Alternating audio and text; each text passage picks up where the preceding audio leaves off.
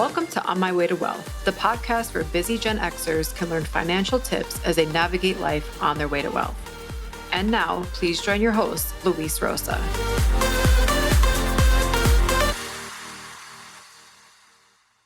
Hello, everyone. Welcome to another episode of On My Way to Wealth. My name is Luis, and I'm your host. I hope everybody's doing well.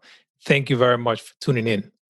You might have looked at the title of this particular episode and wonder, what is he talking about? Isn't this this podcast called On My Way to Wealth?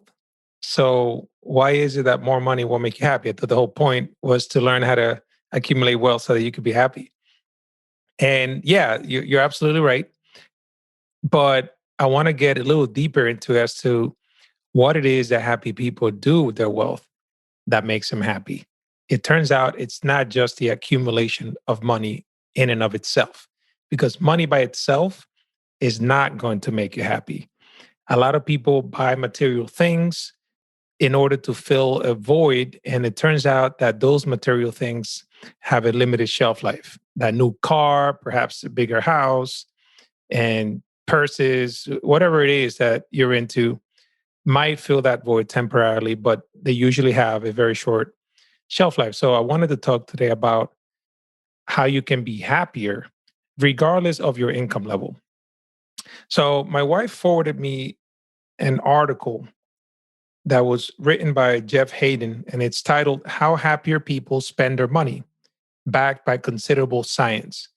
And I'm going to put a link in the show notes.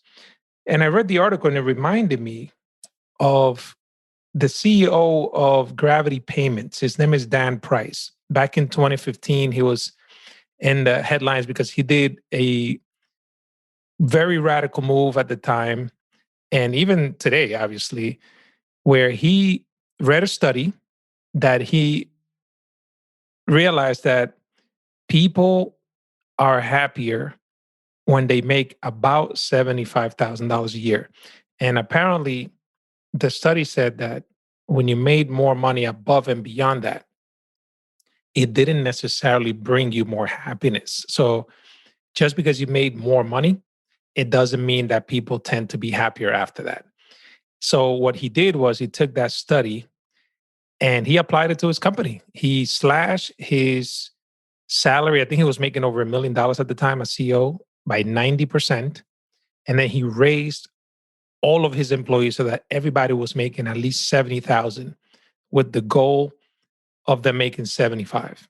And the results that he saw in his own company were incredible. I mean, he transformed people's lives. I actually had the pleasure of meeting him in person at a conference that I attended in Arizona back in 2019. And he told us the story. He mentioned how people were so much happier at the company. Some people that did not like that move ended up leaving, but those that stayed, that got the raise, it was just life transforming. He said the number of families that expanded afterwards increased tremendously. So people felt comfortable enough to go ahead and take that step to bring in kids to the world. A significant number of his employees ended up buying homes that they couldn't afford before that. The enrollment into the plan, the 401k plan for the employees, I mean, the amount of people that started participating and contributed went up, and he actually repeated this exercise not too long ago. And apparently he got another headquarters and he did the same. He applied the same concept. So he definitely has no regrets about that. So it was very interesting. So my wife sent me this article. I thought about that particular CEO and Gravity Payments and how he did it. And I was like, oh, wow, this would be a good topic to talk about. So I wanted to share some of the stuff with you. So as I was saying before, those material things, some of you might have listened to a hip hop song by the Notorious B.I.G. It says more money, more problems, right? So some people have that philosophy where the more money, the more problems you get, right? And that could be true. But what I found interesting was, and this is going back to my economics degree back in college, where there's a concept called diminishing returns, where in essence, once you hit a certain point, anything above that doesn't necessarily increase the productivity. And in this case, when they did this happiness study, they just found that the sweet spot was like the $75,000 figure. And after that, it didn't necessarily increase people's happiness. So the reason for that is because you have to figure out what you want to buy with that money. And I don't mean material things. So I want to talk to you about the kinds of things that people that are happy, that were part of the study, actually do with their money. So obviously, this is called On My Way to Wealth. And I want to make sure that you guys are always pursuing that, but not just for the sake of having the material wealth, because wealth could be described as something beyond just money. I mean, you could be wealthy and not have a lot of money. And I know that sounds contradictory, but it depends on your values, right? So what can you buy? And one of the things that people that are happy buy with their money is our experiences, not necessarily material things. So things like vacations, for example, they are an experience. If I ask you, like, what did you get for Christmas or on your birthday, 5 years ago, you might not be able to even tell me if it was a material gift. But I can almost guarantee you that if you took a trip with your family or you celebrated an anniversary, that you have a very vivid memory of that experience. And that increases your happiness. And so does the anticipation leading up to that experience. So part of the studies mentioned in this article that I was reading also talks about how the planning aspect of that particular vacation raises your level of happiness, then the vacation itself. And then when you return, you still have those memories. And then years to come, those things are there. So On My Way to Wealth is all about making sure that you build a better financial future. You're doing the moves that you need to do today to set yourself up for later. But it's not just about accumulating money, it's about what you're going to do with that money. So when you feel like you have a secure future, you have enough money to live on for the rest of your life, and you're not worried about money, then that gives you peace of mind, right? And that peace of mind makes you feel secure and it makes you feel free. And then that sense of freedom is what brings on that happiness, right? So it wasn't the money in and of itself. So what do you do with the money? People buy experiences. That's number one. Number two was time. Time, and that could be done in many ways, was getting time back in your day. So if you're working 6 days a week and you're working 10, 12 hours a day, no matter how much money you're making, you're probably not going to be too happy, right? There are some people who obviously they love what they do and they spend a tremendous amount of time doing that and they're happy. But for the most part, if you have a job and you're working all these hours, at some point you might reach some type of burnout, right? So a lot of people buy time with their money. And that could mean, you don't necessarily need to be a business owner to buy time with your money. I mean, that could mean anything. You can delegate a task to somebody else that you normally do yourself. It's simple things. Like, for example, let's say you spend hours and hours during tax season trying to do your own taxes and you drive yourself crazy. This year, you might just want to hire somebody and say, you know what, I'm just going to hire a CPA, give them my documents, explain my situation, let them take care of it. That can give you some peace of mind and you're buying some time back. In order to then do other things that will bring you happiness, like going to the gym, going for a walk, hanging out with your parents or your siblings or your significant other. These are the things that actually matter. So when you look at money, don't look at it as money just in and of itself, but also the opportunities that that money can create.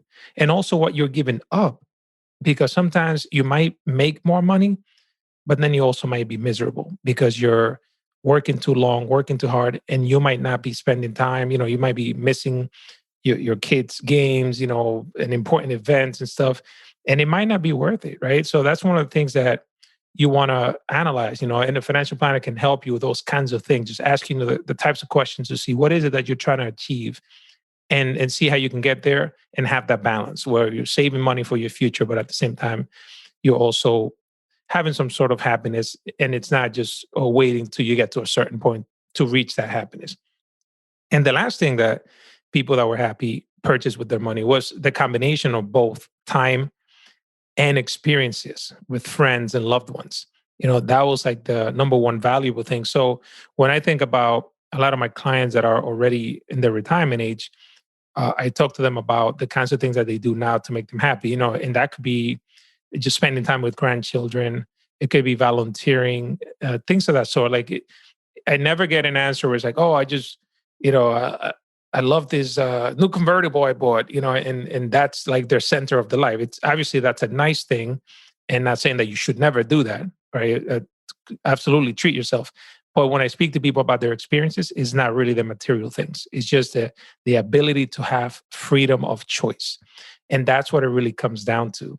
So think about that in your own lives as you think about the future, your goals that you're trying to accomplish. And by the way, if you're listening, if you haven't downloaded the 3 fundamental money moves to make before you're turning 45, be sure to check the show notes or go to my business website, buildabetterfinancialfuture.com, and you can download the free guide. This is the stuff I tell all my clients to do, 3 basic money moves to make regardless of your income level in order to help you get started, right? So check that out.